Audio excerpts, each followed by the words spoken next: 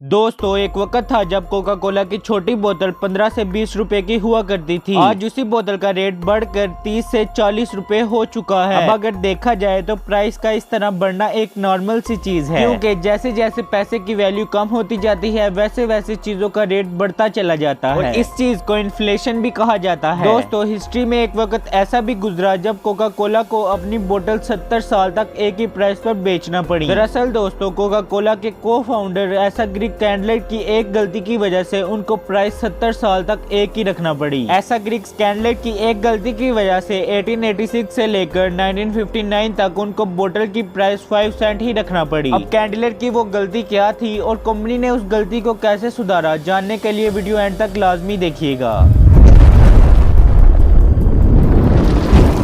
दरअसल दोस्तों John Smith नाम के एक आदमी ने 1886 में डिफरेंट ग्रेडियंट्स मिलाकर एक ड्रिंक तैयार की और जब उन्होंने अपनी ड्रिंक का सैंपल लोगों को टेस्ट करवाया तो उनको बहुत ज्यादा पसंद आया। लोगों के पॉजिटिव रिएक्शन से उनको समझ आ गया कि उन्होंने कोई स्पेशल किस्म का ड्रिंक तैयार किया है। उन्होंने वही ड्रिंक अपनी फार्मेसी पर 5 सेंट पर ग्लास बेचना शुरू कर दिया। इस ड्रिंक में शामिल 2 फेमस ग्रेडियंट्स कोका लीव्स और कोका नट्स थे, जिसकी वजह से इसका नाम कोका कोला रख दिया। जब कोका कोला ड्रिंक पहली बार बनाई गई उस वक्त इसकी बिक्री बिल्कुल ना के बराबर थी। ऑन एन एवरेज एक दिन में 9 ही ग्लास सेल होते थे और शायद इसीलिए जॉन स्मिथ को इस ड्रिंक की असल वैल्यू पता ही न चल पाई। जॉन स्मिथ ने 1888 में ऐसा ग्रिक्स कैंडलर को $238 में अपना कोका कोला का फार्मूला बेच दिया। और दोस्तों मैं आपको बताता चलूं कि ऐसा ग्रिक्स कैंडलर उस जमाने के बहुत ही फेमस बिजनेसमैन हुआ करते थे। और फिर ऐसा ग्रिक्स कैंडलर ने 1892 में उसी कंपनी को द कोका कोला कंपनी के नाम से लॉन्च किया। फिर दोस्तों कैंडलर से एक ऐसी गलती हुई जिसका अंजाम उनको 70 साल तक भुगतना पड़ा। दरअसल 2 बड़े लॉयर